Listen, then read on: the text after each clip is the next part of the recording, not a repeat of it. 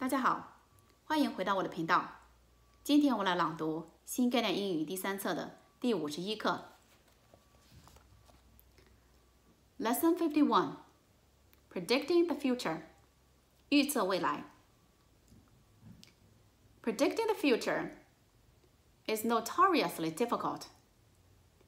Who could have imagined in the mid-1970s, for example, that by the end of the 20th century, computers would be as common in people's homes as TV sets?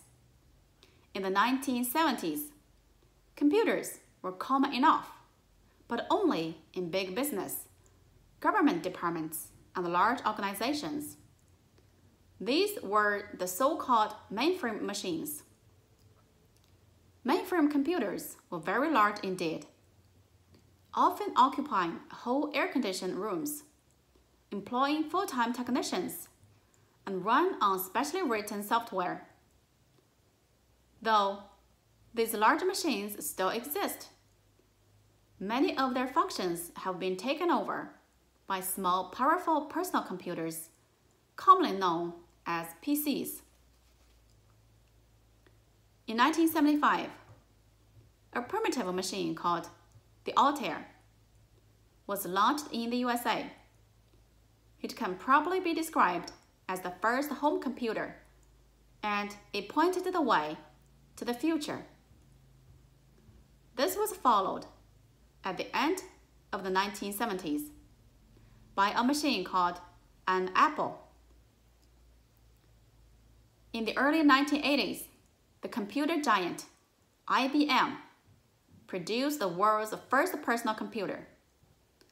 This ran on an operating system called DOS, produced by a then small company named Microsoft. The IBM personal computer was widely copied.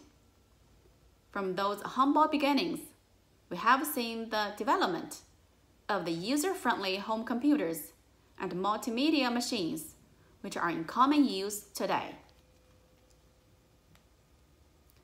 Considering how recent these developments are, it is even more remarkable that as long ago as the 1960s, an Englishman, Leon Baggett, was able to predict some of the uses of computers which we know today. Baggett dismissed the idea that computers would learn to think for themselves and would rule the world, which people liked to believe in those days.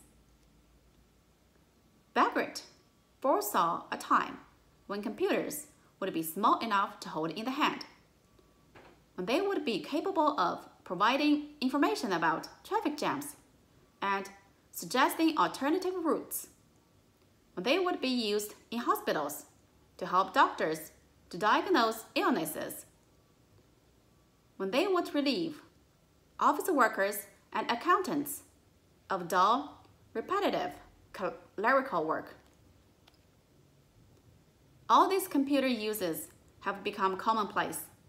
Of course, Leon Baggett could not possibly have foreseen the development of the Internet, the worldwide system that enables us to communicate instantly with anyone in any part of the world by using computers linked to telephone networks.